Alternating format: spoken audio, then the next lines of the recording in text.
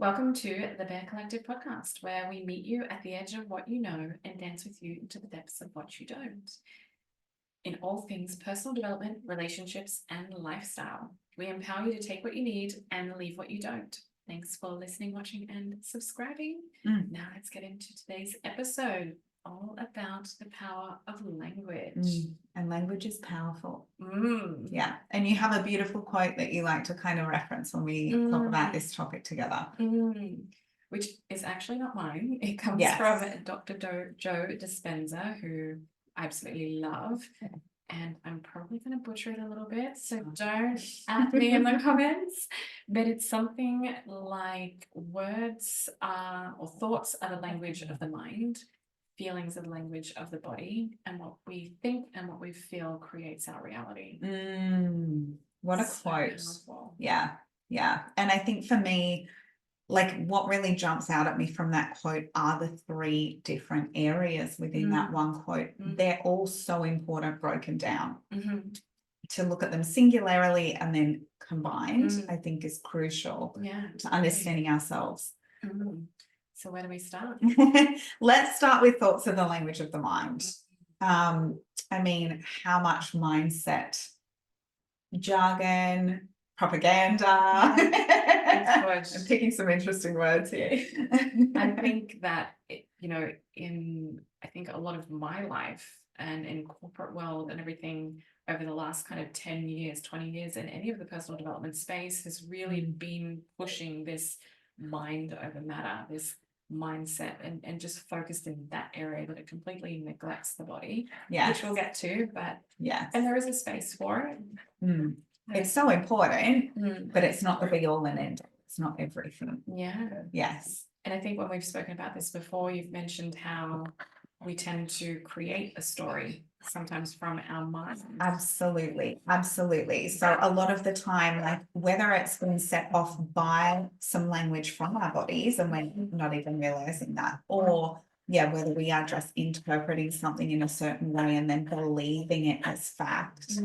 A lot of people are really like what I'll say blended with their thoughts and not realizing like, oh, I can actually step back from these and these aren't necessarily factual, realistic, or accurate. Yeah. And I think to add to that, there's a statistic out there and that is well researched that there's around 85 to 87% of our thoughts are negative. Yeah, we have a negative bias in our brain. Thank you, brain. So that's not surprising. Real. Yes. And that's why this is a really powerful conversation, like learning how to cultivate your own language for yourself, as well as understanding the language that's going on for you inside your mind and connecting it into your body. And then your body. Yeah, absolutely. Because you'll find like, your brain will often jump to these conclusions. And this is a lot of the work in like cognitive therapies where we like look at what your thought is, what you're saying to yourself and challenge it. But then I think you do miss that really important piece of what's the body doing? What's the body saying? Yeah, our primal need for ourselves is to come from a place of protecting ourselves.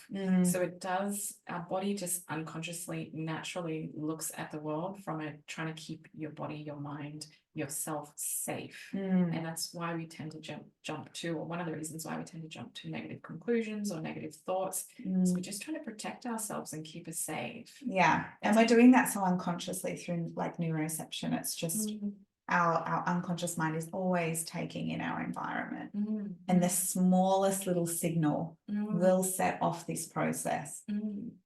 So that's why I think sometimes when it's just focus on your mindset, it's so much more to that, and that's why people can struggle, I think, too, with I've just got to override my thoughts and think happy thoughts or think positive thoughts. Meanwhile, their heart's still going crazy, beating out of its chest, and they're like, why isn't this working? And that's where people can get stuck. Absolutely. I think I've read this amazing book. It's called Anxiety RX, and he definitely, like the author definitely talks to being aware of both. They're both happening, like your body is doing the talking, but what are those thoughts telling you? And he's actually redefined anxiety as just the thought process, Mm. whereas he defines the body language that you are feeling in like a fight-flight response that's common with anxiety or is anxiety as alarm. So it's really interesting how people are starting to like redefine these concepts and look at the importance of both as well. Yeah. I think anxiety is an interesting one to go to. And this is going to kind of connect into the body a bit. But yeah, the second part of this, you know, between anxiety and excitement is often confused because there is a feeling of that butterfly kind of nervous energy that's happening in the body with anxiety, but also with excitement. So sometimes it can actually be confused because of the stories and the thoughts that we're telling ourselves versus actually seeing that, oh no, this is actually excitement because I'm moving out of my comfort zone to do something new that I really want to do. And I'm actually excited about it. And that excitement, I'm nervous because I want it to do well. I want it to go well. I want this thing to happen. That's really got me thinking because there's a type of therapy called acceptance and commitment therapy. And in that therapy, you know, you're taught that you become anxious about the things that you care about. So it's a different way of looking at anxiety and why it's showing up. But then I'm also thinking, yes, but is that actually excitement or anticipation versus anxiety, and we're just mixing it up? And I think that's where knowing how to tune into your body and read those signals comes in. And cultivating the language for understanding those feelings, because in school where we learn most of our feelings from is from what we're taught of how those feelings look like or sound like or what they feel like. So we're taught about anger. You know, if somebody as a kid, you're looking at someone, if they're clenching their fists, if their face is going red, if their heart is beating faster, you know, they're clenching their teeth, their jaw. They've got that really like scrunched up sort of angry face. They're angry. And so you're taught what anger is, but then you're not taught that what's underneath that, which is as adults, this is what we need to cultivate, is that actually frustration? Is that actually a boundaries being crossed? Is that actually resentment that's just built up and compounded? It's making you angry, but what's actually underlying that could be resentment or hurt or sadness. Or fear again. Definitely multi-layered.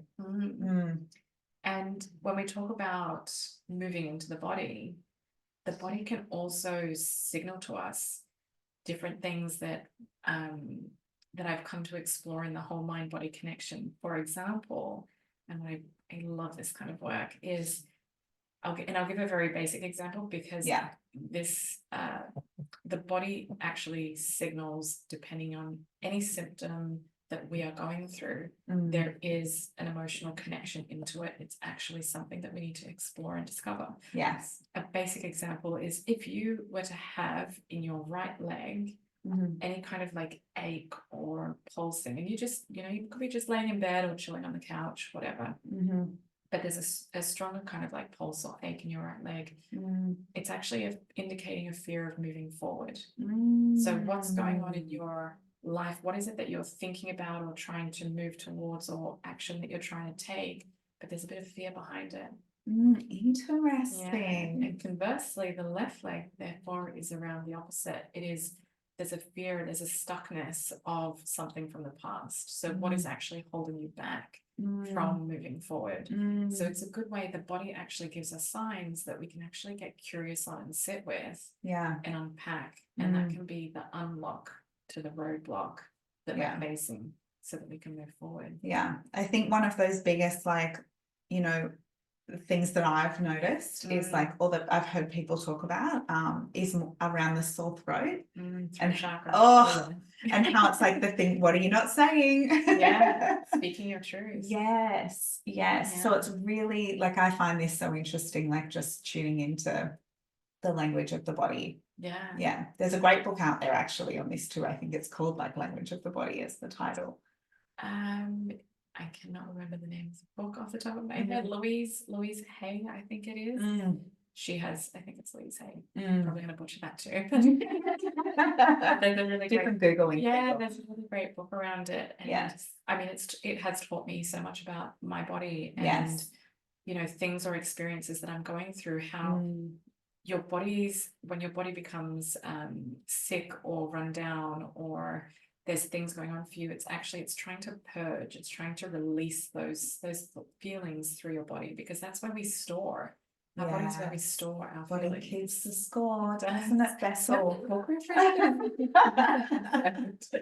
I love bringing them in. I mean, they're so informative. I love learning from the people before us. Like, this is all very inspired conversation by people who have done a lot of research and a lot of, you know, effort and writing in the area. It's one thing, I think, also though, to read a book, and then one thing to actually internalize it and do the work. Because it's so easy to read and understand and conceptualize something, but it doesn't mean that we're being it or doing it or taking action. And I guess that's a great example of one way that we stay in the thoughts, we stay in the mind, and don't connect in with the body. If we just read and don't actually like process what we're reading and implement what we're reading, we aren't taking it into the body, taking it into our being, taking it into our life. So I think that's a really cool example of that as well. Yeah, and life is long, and hopefully, I wish that on everybody. And it is a beautiful thing, and personal development is a forever thing. It's not because we're of a certain age or we're considered an adult that, you know, all of a sudden we know everything. We're there. Where's there, people? And there will be people who's, you know, stop, and that's their jam. And, you know, we are about constantly evolving and just growing. Absolutely. And I want to go back to, I want to kind of tie in points 1 and point 2, like the thoughts are the language of the mind.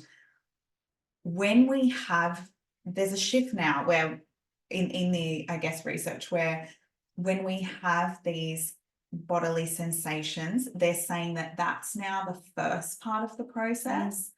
And then our mind will jump in and make up these stories about what's happening, label what's happening. So I think it's really important just to highlight that, like, previously it's been very thoughts are first, feelings are second, but now they're sort of showing the opposite of that as well. Which is really interesting. We're actually born with 2 brains. Or I think there's 3. I sometimes say 3. But that gut instinct is a brain in and of itself, not just the one that exists within our head. No.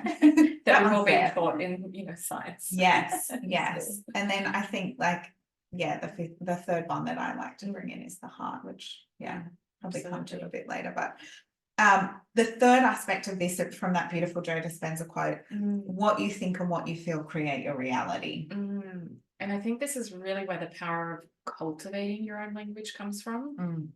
Because, and I see this so much in, like, what's out there and is manifestation, right? This is where people think, oh, I need to think and feel this, and that's what kind of like manifestation is. And there is an element of that.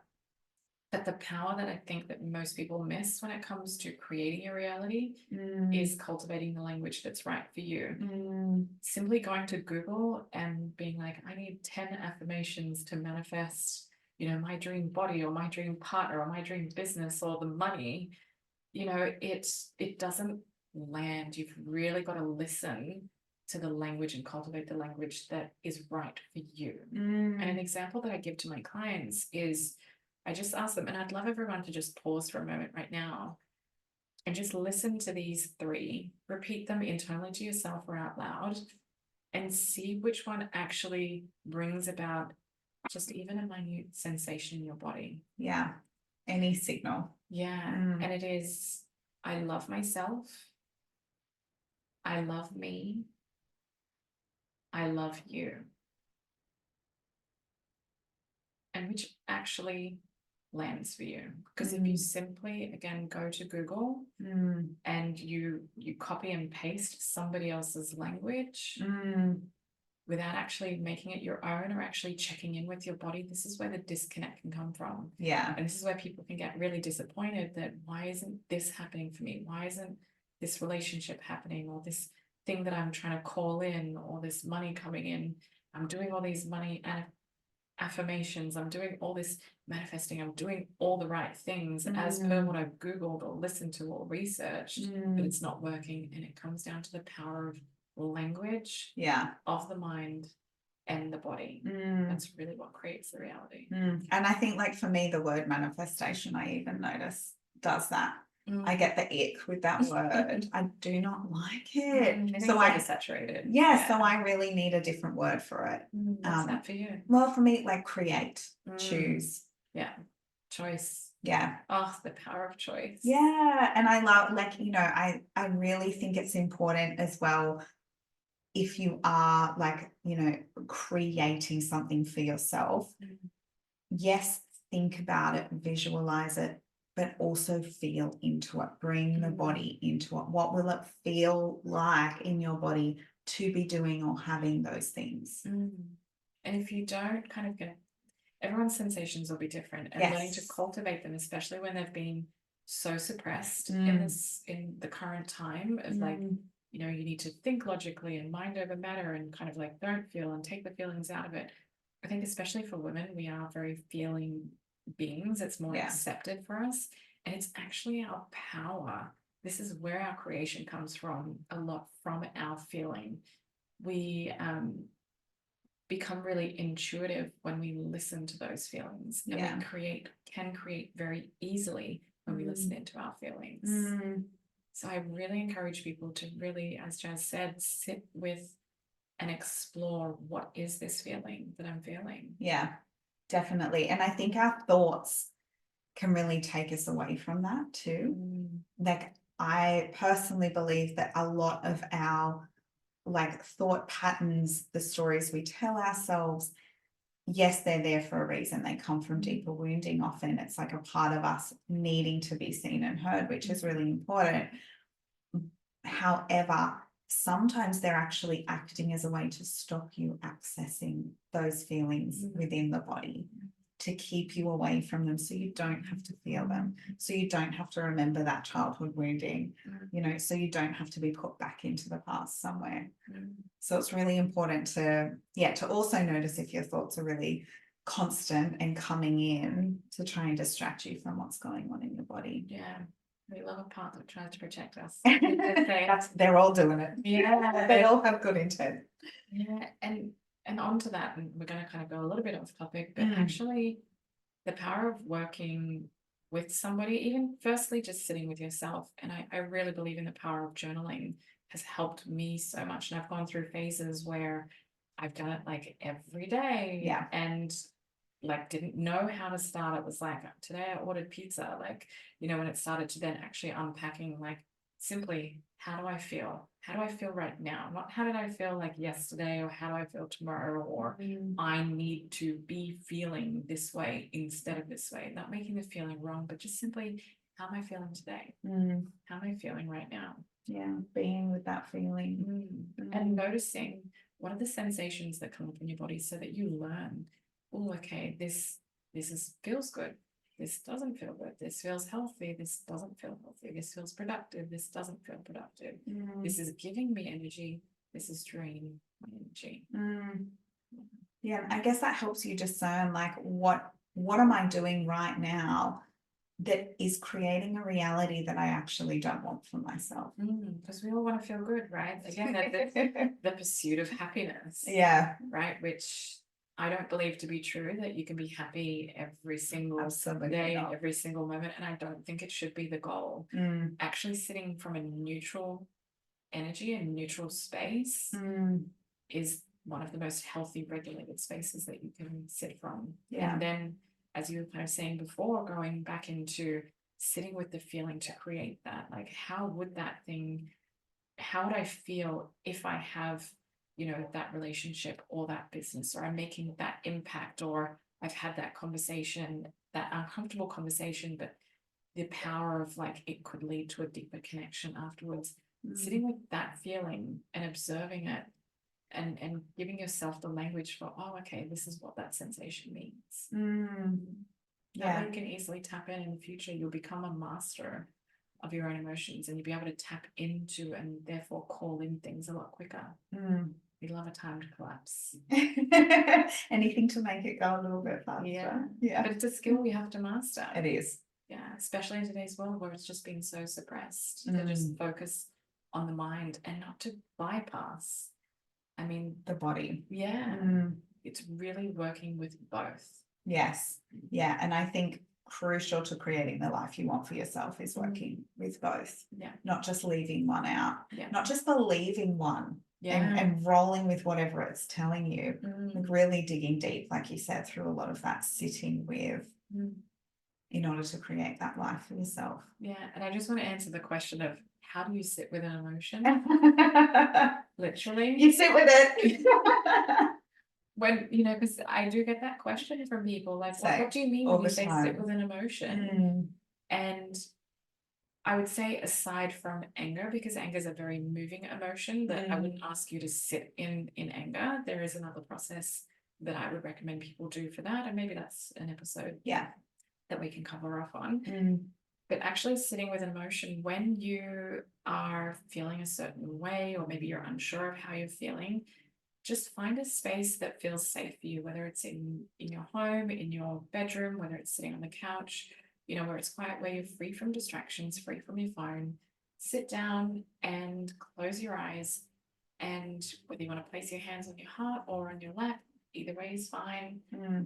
Even on the area of your body where you're feeling this. Correct. Yeah. Just close your eyes and go from your mind, and we say drop into your body. So just look for the sensations of where you're feeling something, whether it's a tingling sensation, it might feel fuzzy, it might feel like anything. Tension. Could feel like tension. And just sit with that and then focus in on it.